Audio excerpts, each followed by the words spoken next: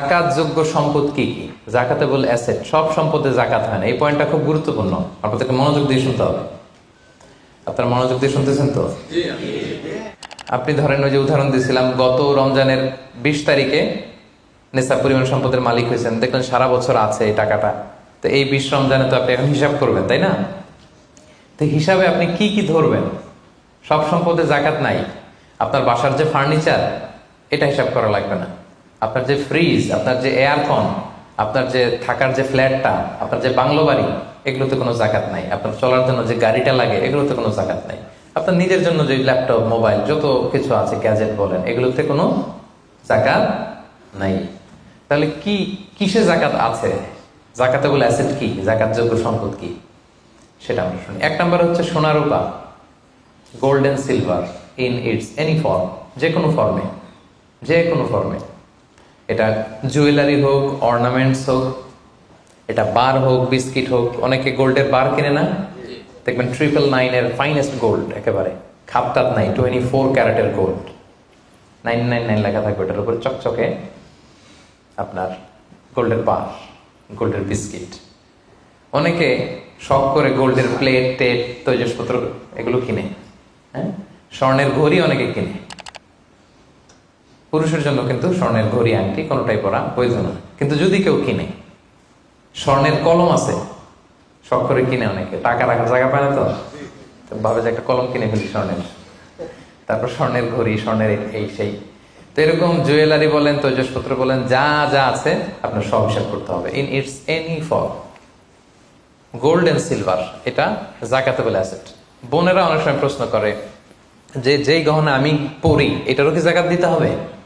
ইখতিলাফপূর্ণ মাসালা, বিশুদ্ধ মত হচ্ছে দিতে হবে। 3 মাযহাব বলছে দেয়া লাগবে না, ইমাম আবু হানিফা বলছে দেয়া লাগবে, এবং আবু হানিফা রাহিমাহুল্লাহর কথাটাই ভ্যালিড, বেশি যুক্ত। সুনানে আবু দাউদের হাদিস, আম্মা জান আয়েশা রাদিয়াল্লাহু তাআলা আনহা স্বর্ণের বা রূপার একটা আংটি পরে আছেন। রাসূল সাল্লাল্লাহু আলাইহি ওয়াসাল্লাম বলেন, জাকাত দিছো? আম্মা জান বলেন, না, এটা পড়ছি যাতে আপনার সামনে আমি আমার সৌন্দর্য বাড়াতে পারি। রাসূল সাল্লাল্লাহু আলাইহি ওয়াসাল্লাম বলেন, হাসবুকি মিনান নার, জাহান্নামে ঢুকাতে এটাই যথেষ্ট। সাথে সাথে জাকাত দিয়ে দিলেন আম্মা জান আয়েশা। তো আম্মা জান আয়েশা তো এটা পরিহিতা ছিলেন, কি বলেন।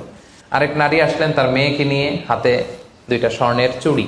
রাসূল বলেন, জাকাত দিছো? দেই নাই। বলতেছে, তুমি কি পছন্দ করো যে এই 2টা চুড়ির পরিবর্তে আগুনের 2টা চুড়ি জাহান্নামে পরানো হবে?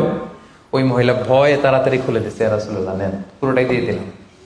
তো এই হাতের বালাও কিন্তু ওই মেয়ে হাতে পড়া ছিল, তাই না?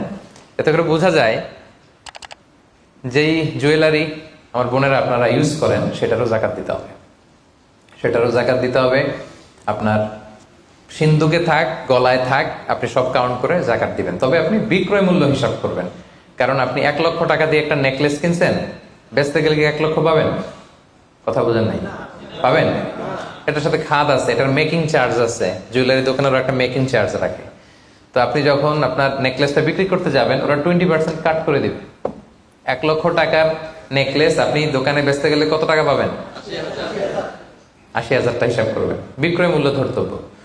তো তাহলে সম্মানিত ভাই এবং বোনেরা, জাকাতেবল অ্যাসেট 1 নম্বর গোল্ড এন্ড সিলভার। 2 নম্বর হচ্ছে ক্যাশ। ধরেন আজকে আমি আমার জাকাত হিসাব করতে বসছি, তো আমি দেখতেছি যে আমার স্বর্ণ টর্ণ কি আছে না আছে, আমি হিসাব করতেছি। স্বর্ণের পালা গেল, এবার আমি হিসাব করবো আমার ক্যাশ কোথায় আছে, পকেটে কত, ওয়ালেটে কত, ড্রয়ারে কত, ব্যাংকে কত, কারেন্ট অ্যাকাউন্টে কত, ফিক্সড অ্যাকাউন্টে কত, সেভিংস অ্যাকাউন্টে কত, যত জায়গায় আপনার যত ক্যাশ ফর্মে টাকা আছে, এটা আপনি হিসেব করবেন। এগুলো জাকাতেবল অ্যাসেট। আরো কিছু সম্পদ আছে, এগুলো ক্যাশ না, তবে ইজিলি লিকুইডেট করা যায়, চাইলে টাকা বের করে আনা যায়। যেমন প্রাইস বন্ড অনেক কিনে রাখে না, আমাদের ডাক বিভাগের সঞ্চয়পত্র আছে না, এগুলো ফিক্সড ডিপোজিট, অনেকে ইন্স্যুরেন্স করে, লাইফ ইন্স্যুরেন্স। এগুলো চাইলে আপনি টাকা বানাতে পারেন। তো এটা অনেকে বলে, হুজুর এটা তো ম্যাচিউরড হয় না, কিভাবে করব? এটা ব্যাংকে আপনি নক দিলে ওরা স্টেটমেন্ট দিবে যে আজকে এই ডিপোজিটটা ভাঙালে কত পাবেন, একটা স্থিতি দেখাবে। এটা আজকের স্টেটমেন্ট, ওই স্টেটমেন্ট আপনি বের করে নিয়ে আসবেন যে আজকে 20 রমজানে যদি আমি এটা ভাঙ্গাই তো আমি পাবো এত, তাহলে এটার মালিক আপনি, এটা আপনি যোগ দিবেন। তাহলে বুঝতে পারছেন এটা? এগুলো জাকাতেবল অ্যাসেট। আচ্ছা, গেল। এরপরে ব্যবসার সম্পদ, উরুদ উত্তেজারা, যত ব্যবসার সম্পদ আছে এটা কিন্তু আপনি জাকাতে হিসাব করবেন। উদাহরণ দিই, একজন বিস্কিট ফ্যাক্টরির মালিক, উনি বিস্কিট বিক্রি করে। তো আজকে আমি যে জাকাতে হিসাব করতে বসছি, আমি আমার কোম্পানিতে ফোন দিয়ে আজকে কত carton biscuit ready to sell, কত কার্টুন, ধরেন 50,000 পিস, তো এটার দাম কত, বিক্রয় মূল্য আমি যোগ দেব। তারপরে বিস্কিট বানাতে যে র মেটেরিয়াল, হ্যাঁ, গম লাগে, সুগার লাগে, ইত্যাদি ইত্যাদি যা লাগে, এগুলোর যে প্রাইস, এটা আমি, জি, এটাও আমি যোগ দেব। ওখানে ধরবো না কি, ওখানে ধরবো না হচ্ছে যেটা ফিক্সড অ্যাসেট। ব্যবসার ক্ষেত্রে ফিক্সড অ্যাসেট ধরতে হয় না। যেমন ধরেন আপনার ফার্নিচার বা কারো বিস্কিট ফ্যাক্টরি, তার ফ্যাক্টরির যে জায়গাটা, এটা আসবে না। মেশিনারি, যে মেশিনে করে বিস্কিট বানায়, ওইটা আসবে না। তারপরে ধরেন এটা লরি ট্রাকে করে বিভিন্ন জায়গায় আমি পাঠাই আমার প্রোডাক্টগুলো, এই যে ট্রাকের দাম টাম, এগুলো কিন্তু ধরা হবে না। এগুলো ফিক্সড অ্যাসেট, মেশিনারি ধরতে হবে না। শুধু প্রোডাক্ট রেডি টু সেল অথবা র মেটেরিয়াল, এগুলো ধরবো। শেয়ার বাজার আছে, অনেকে শেয়ার কিনে, এটাও আপনি ধরবেন। ওইদিন আপনি হিসেব করবেন। শেয়ার দুই ধরনের, একটা আছে আপনার প্রাইমারি, একটা নেট ভ্যালুয়েশন করা হয়, পরে এটা একটু দাম বাড়লে অনেকে দেখবেন যে সারাদিন দেখতে থাকে দাম বাড়লো না কমলো, সেকেন্ডারি মার্কেটে এটা সেল করে দেয়, আছে না? তো এটা আজকের দিনে আমার এই শেয়ারটা সেল করলে কত প্রাইস পাবো, এই প্রাইসটা আমি যোগ দিয়ে দিব। ওকে, আচ্ছা গেল।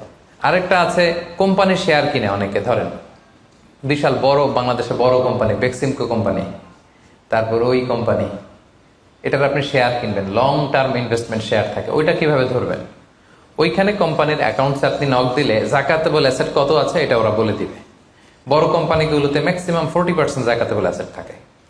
এই যে লিস্টগুলো আপনাকে শোনালাম, এগুলো হচ্ছে জাকাতযোগ্য সম্পদ। আপনার এগুলোর উপর জাকাত আসে। আজকে 20 রমজান, আমার 1 বছর হয়েছে।